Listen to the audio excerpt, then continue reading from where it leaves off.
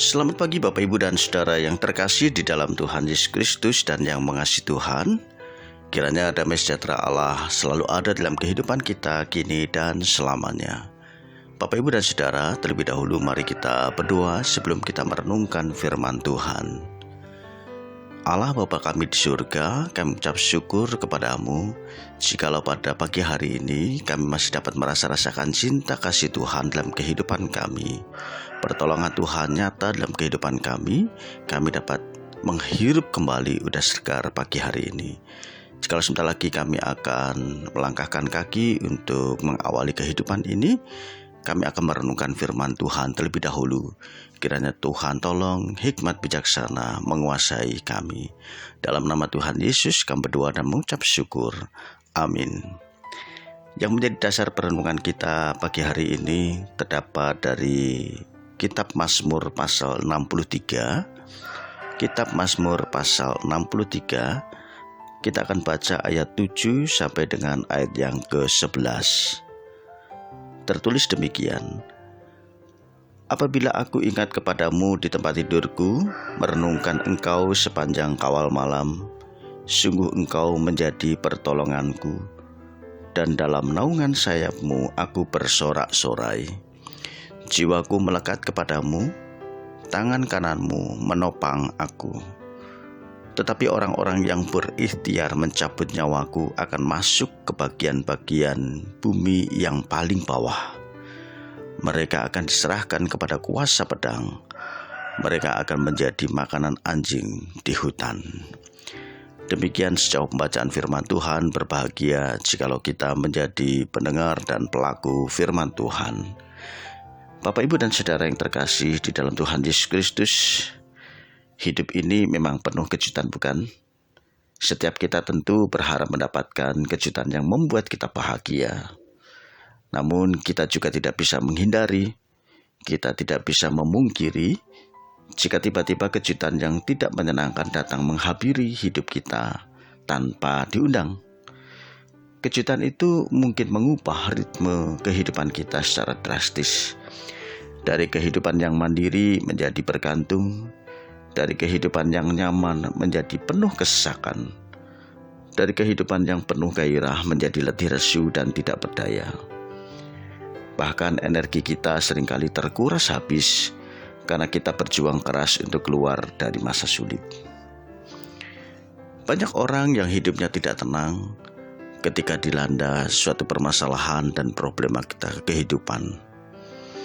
Tidur pun menjadi sulit, sampai harus minum obat tidur. Padahal tubuh sudah letih dan butuh istirahat. Tetapi otak dipaksa untuk terus memikirkan permasalahan-permasalahan yang dihadapi. Belajar dari Daud menghadapi pergumulannya bukan dengan kepanikan, melainkan dengan tenang. Jika kita perhatikan ayat demi ayat firman Tuhan yang kita baca tadi, itu memperlihatkan bahwa Daud percaya Tuhan berkuasa untuk melindungi Daud dari orang-orang yang bermaksud jahat. Bahkan kala itu Daud menghadapi anaknya sendiri yang bernama Absalom yang akan merebut kekuasaannya. Daud dikejar-kejar oleh Absalom. Nah, Bapak, Ibu, dan Saudara yang terkasih dalam Tuhan Yesus, dalam kondisi yang demikian, Daud terus berharap kepada Tuhan. Daud terus meletakkan hidupnya penuh kepada Tuhan. Dan Tuhan sanggup menyatakan keadilannya dengan memberi ganjaran kepada setiap orang-orang secara adil. Tuhan juga sanggup mengubah tangisan orang yang dikasihinya menjadi kekuatan dan sukacita. Mengubah hari-hari penuh kekhawatiran menjadi keyakinan iman. Daud sadar bahwa dia punya Tuhan yang mampu bertindak adil dan tepat sesuai dengan waktunya. Karena itu Daud tetap tenang. Daud merasakan ketenangan yang luar biasa dari Tuhan ketika menghadapi pergumulan yang berat. Daud yakin akan tiba waktunya semua kesesakan itu berlalu dan ia bersukacita di dalam Tuhan. Bapak Ibu, suatu ketika Martin Luther, seorang reformator Kristen, mengalami pergumulan yang cukup berat sehingga dia mengalami depresi. Ia termenung seharian, hatinya gelisah dan sedih. Teman-temannya begitu khawatir ketika melihat Martin Luther ini gelisah, karena ia tidak mau makan dan minum. Sampai suatu malam, Catherine, istrinya, memakai pakaian hitam, tanda berkabung. Ketika Luther melihat, Luther menjadi kaget dan bertanya, "Catherine, ada apa? Kenapa kamu memakai baju hitam? Siapa yang meninggal?" Dengan sedih istrinya menjawab, "Mengerikan, Tuhan kita sudah meninggal." Mendengar jawaban istrinya, Luther marah. "Kamu apa-apaan? Apa maksudmu? Tuhan tidak mungkin mati. Tuhan kita hidup." Namun Catherine menjawab, "Kalau memang kamu percaya Tuhan itu hidup dan tidak mati, mengapa tindakanmu menunjukkan bahwa Tuhanmu sudah mati? Kalau memang Tuhan itu hidup, harusnya kamu beriman dan menghadapi masalahmu dengan tetap percaya pada Tuhanmu yang hidup itu." Saat itu Luther disadarkan melalui teguran istrinya bahwa dia telah bertindak seolah-olah Tuhan sudah tidak ada.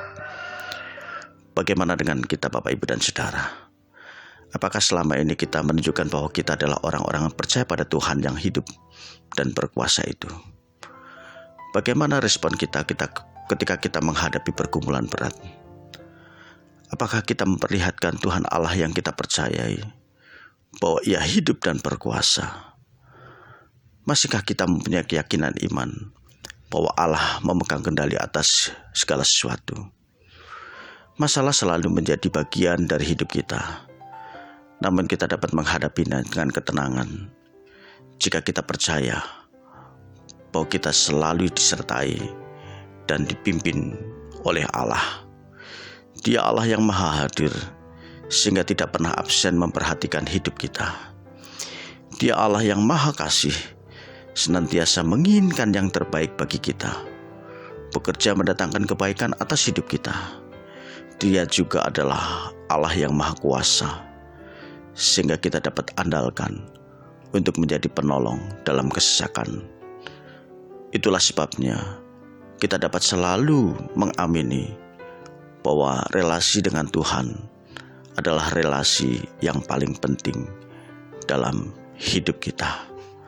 Mari kita menjalani pengalaman padang gurun bersama dengan Allah, karena Dialah satu-satunya pribadi yang dapat menjadi sumber dorongan saat kita ingin mundur, sumber kekuatan saat kita merasa lemah, keberanian saat kita menjadi takut, keteguhan saat kita goyah, dan penghiburan saat kita susah.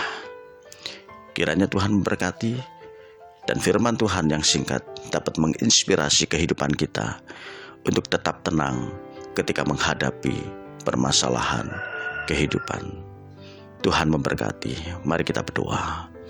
Bersyukur untuk pagi hari ini Tuhan mengingatkan kami bahwa Tuhan selalu hadir dalam kehidupan kami, menolong, melindungi kami, menjadikan kami terus tenang dan tidak khawatir ketika menghadapi permasalahan kehidupan. Dalam nama Tuhan Yesus kami berdoa. Amin. Tuhan memberkati, Tuhan menyertai, dan Tuhan melindungi karya kita hari ini. Tuhan Yesus memberkati.